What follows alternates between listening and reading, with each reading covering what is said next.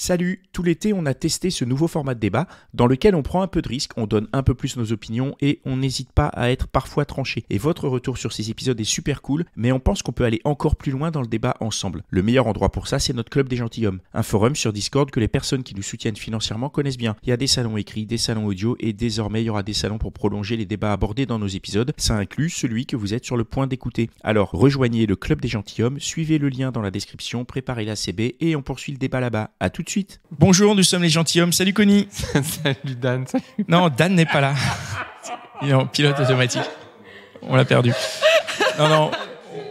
On excuse Dan qui n'a pas pu venir pour l'enregistrement de ce dernier débat estival. Donc vous nous avez suivi un peu cet été. C'était nos épisodes spéciaux de l'été, des petits débats sur lesquels on a un petit peu changé notre formule, posé des questions.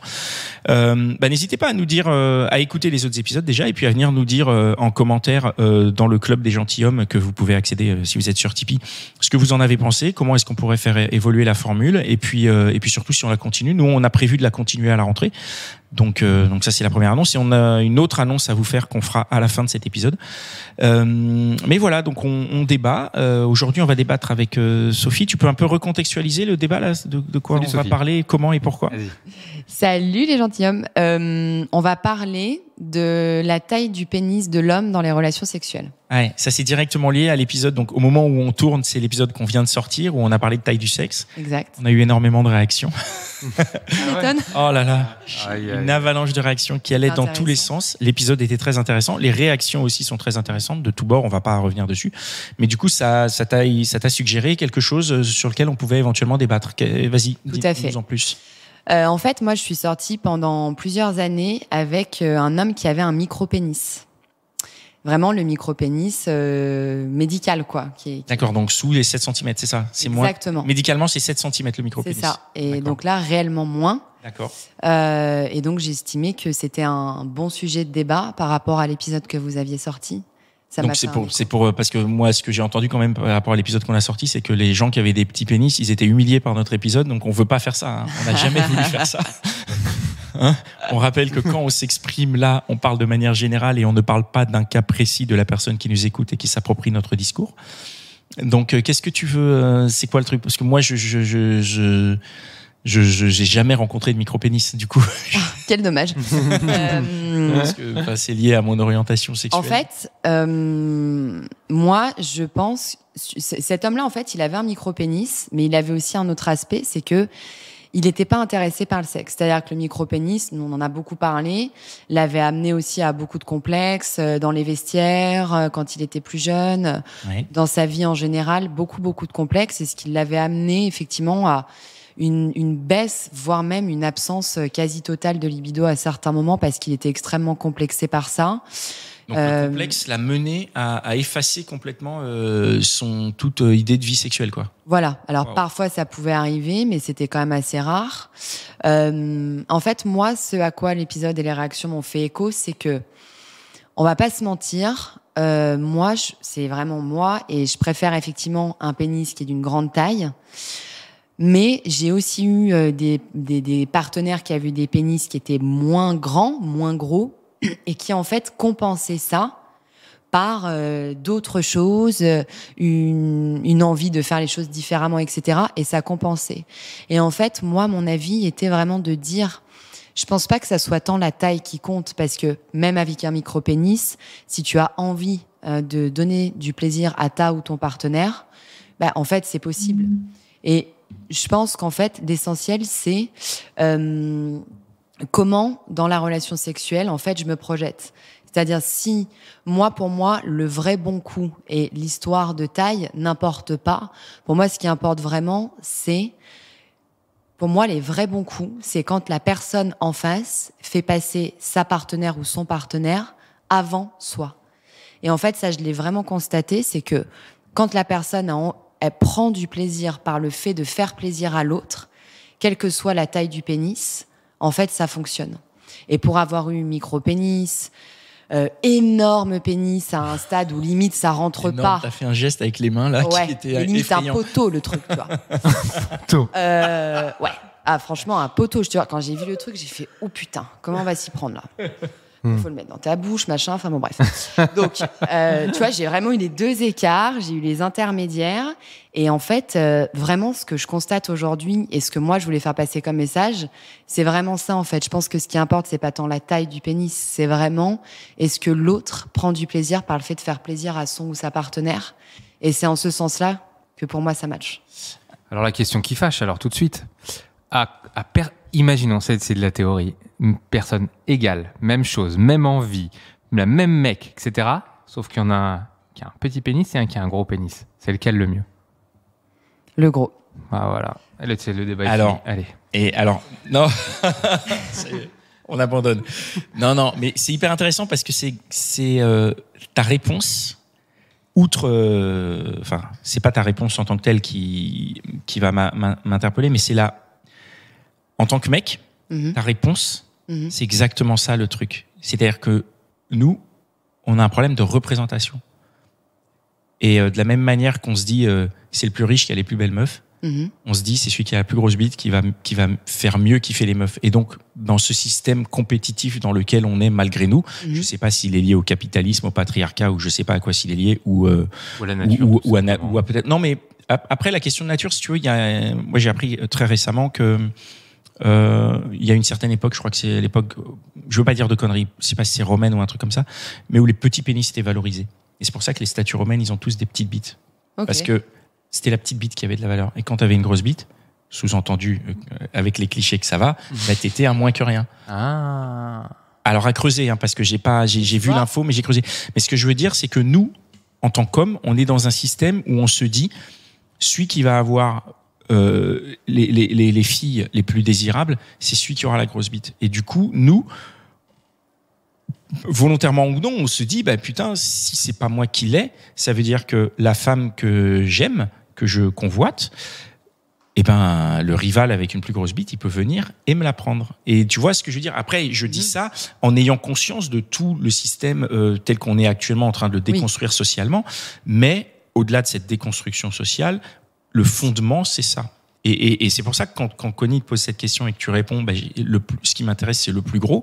Moi, en tant que mec, je me dis, putain, si c'est pas moi qui est le plus gros, comment je fais? Quelle est la taille du 4x4 qu'il faut à contrario, que j'achète pour compenser? Dans ma vie aujourd'hui, le meilleur coup de ma vie, il était loin d'avoir une grosse bite, quoi. Mais ça, vraiment. Et c'est sûr. Et c'était sûr. Dingue, mais dingue de chez dingue. Ouais. Ça reste marqué.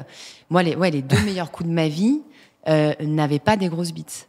Mais tu vois, pour autant, si tu me dis à choisir, je vais quand même prendre celui qui a la plus grosse parce que... Pourquoi? Parce que tu le sens plus. Parce que celui qui a la plus grosse, entre guillemets, s'il fait pas trop à côté, ça compense par la taille.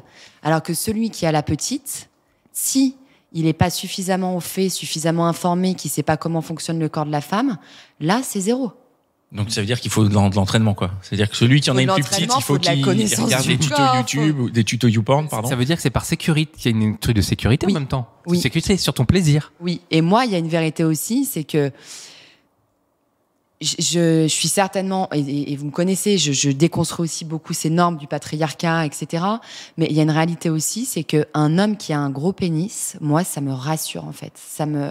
Pour moi, il y a une notion de virilité, de mal alpha, de je vais te prendre, en fait, tu vois, et tu vas le sentir, et je suis là, je suis présent. Et pour moi, il y a vraiment une notion de virilité. Je me sens plus, c'est pas de la sécurité, mais plus excitée, mieux avec quelqu'un qui a un gros pénis, parce que pour moi, c'est ancré comme ça, en fait. Ce qui est totalement stupide, puisque je suis quand même capable de vous dire à côté que les deux meilleurs coups de ma vie qui m'ont monté au 7e ciel, je ne sais combien de fois, n'avaient pas ce gros pénis. Et paradoxalement, enfin, ce qui m'intrigue, c'est aussi le rapport entre un gros pénis, donc là, comme tu l'imagines, par rapport au plaisir, ou en tout cas à la facilité du plaisir, parce que c'est ça que ça veut dire. En fait, c'est-à-dire que tu te dis, c'est plus gros, je vais avoir du plaisir plus vite et plus facilement qu'avec une plus petite qui, lui, va devoir user d'autres choses qui ne sont pas moins nobles. On rappelle que l'acte sexuel n'est pas centré sur la pénétration, voilà, je l'ai dit. Non, mais je veux dire, parce qu'il y a des gens, si tu le dis pas, ils te disent, tu l'as pas dit. Je vois très bien ce que tu veux dire. Non, ce que je veux dire, c'est que ce gros pénis-là, il est bien pour le sexe, Mais est-ce que dans le cadre d'une relation, il pèse autant? Tu vois? Parce que moi, je pense, à tort peut-être, que le mec avec une grosse bite, il va être génial et tu vas l'appeler pour tirer des coups, mais quand tu vas te mettre en couple, là, par contre, la taille du sexe ne compte plus. Au moment de te mettre en couple, de te dire... Il n'y a qu'une seule bonne réponse.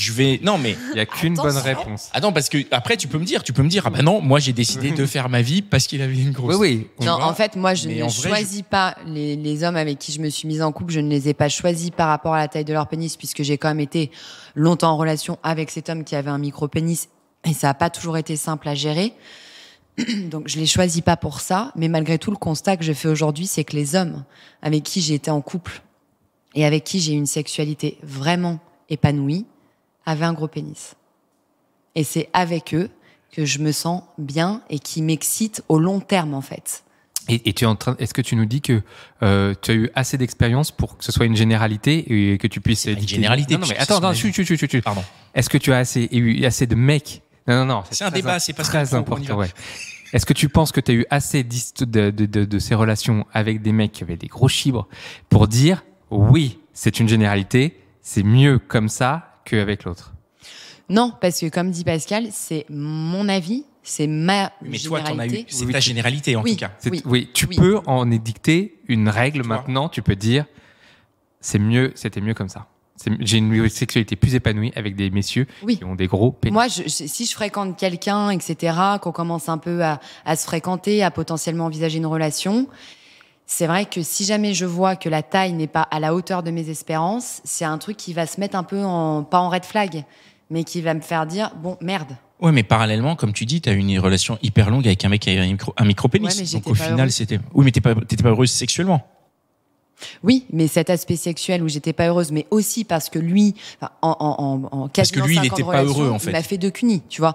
Donc il y a. Bah, c'est pas beaucoup. Non, mais attends, quand t'as un micro-pénis, tu dois développer d'autres compétences là. C'est pas bon là. C'est pour ça que je vous disais aussi. C'est comment le mec, même sans parler de la taille, comment le mec à côté il développe des trucs pour que tu prennes du plaisir. Est-ce qu'il a la même libido que toi, etc. Et tout ça, ça rentre en jeu. Mais c'est vrai que moi, effectivement, dans mon parcours et aujourd'hui, où je sais ce que j'aime, ce que je cherche, ce que je veux, après un mec qui a un gros pénis et qui se repose complètement là-dessus et qui à côté, on n'a rien à faire de ton plaisir, bah oui, c'est naze. Dehors. Bah oui. Ça, c'est clair et net. Mais c'est ça aussi que je pense que c'est intéressant de dire, parce que dans l'épisode, ce qu'il en ressortait, c'est que voilà, c'était que les grosses bites qui comptaient, et pas du tout. Non. Déjà, l'acte sexuel, ça va au-delà de la pénétration, c'est tout un ensemble. Après, pour moi, la pénétration, moi, j'entends toutes ces choses et je les respecte, mais pour moi, la pénétration, c'est quelque chose qui est très important. Voilà, c'est quelque chose que j'aime, qui est important dans ma sexualité, voilà. Donc, je pense que ça rentre aussi en compte. Très bien. J'ai encore une idée. Bien sûr, vas-y. C'est le moment là. On est là pour ça. Hein. Vu qu'on est en période là, on est en 2022, on libère la parole. Est-ce que, j'y vais avec un peu de second degré, les amis. Hein. Est-ce que c'est pas le moment pour les femmes de dire non, bah finalement, effectivement, les messieurs avec des gros chibres, c'est mieux.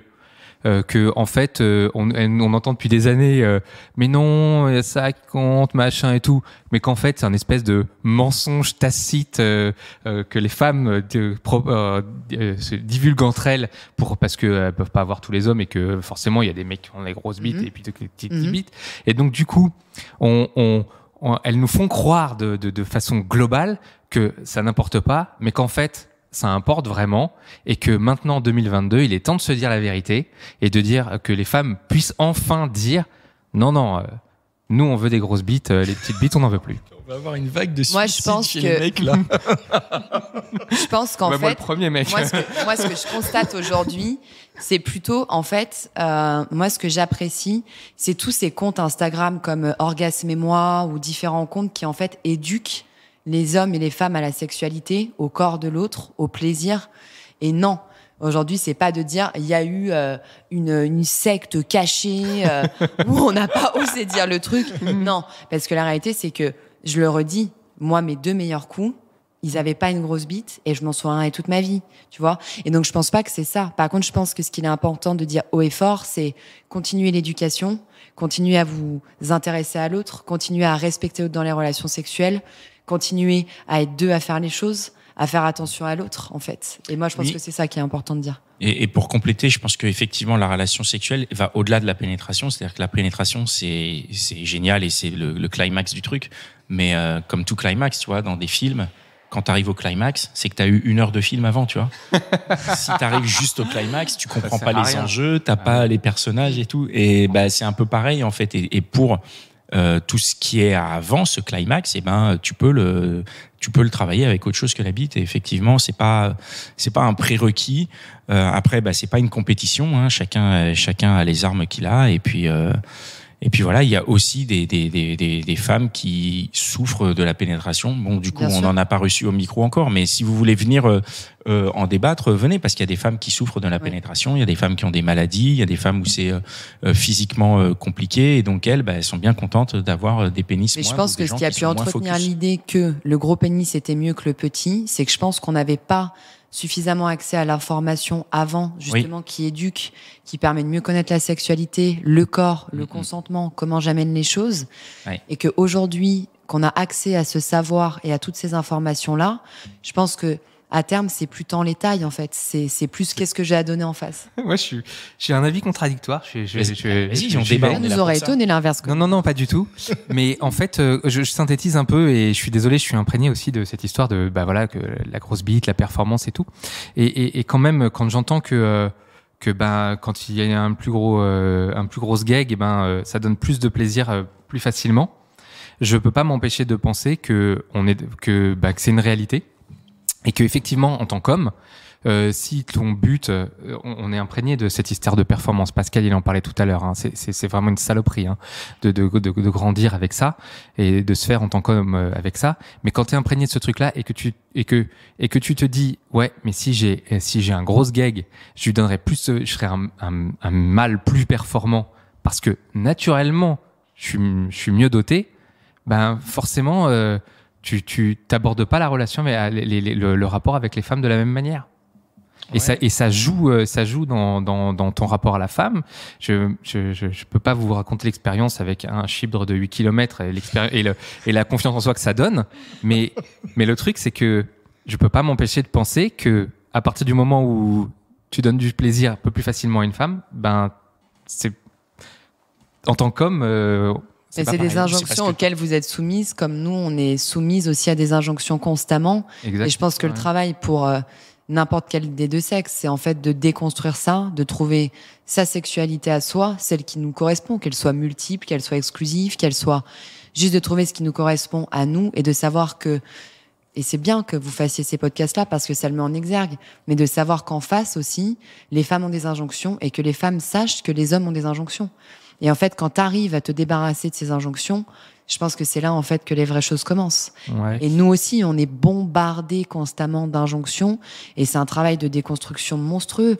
On a aussi cette injonction à la performance de le mec que tu as envie d'avoir. La première fois que tu couches avec lui, tu as envie qu'il se dise « Putain, cette meuf, elle est trop bonne au lit, c'est un super bon coup, elle m'a fait la pipe de ma vie. » Enfin, bien évidemment que les femmes aussi, on a ça. Bien évidemment. Après, il y en a certaines qui vont le dire et d'autres qui vont pas le dire. D'autres qui vont le dire doucement et d'autres qui vont le dire fort, comme je suis en train de faire ici. Mais la réalité, c'est ça aussi. Et ça, c'est une injonction qui est dégueulasse, tu vois. Parce que ça te coupe aussi de ton moment et de ce que tu as à donner. Mais voilà, je pense que c'est tout un travail de déconstruction pour les deux sexes. Et des podcasts comme ce que vous faites, ça aide aussi à la déconstruction. On a les mêmes problèmes. Hein, en fait, on a les mêmes problèmes, mais ils sont pas au même endroit. Ils sont pas au même Exactement. endroit. Exactement. On arrête là les. Voilà. Non, mais du coup, nous, on travaille pour trouver les solutions ensemble. Ouais. Eh ben, informez-vous.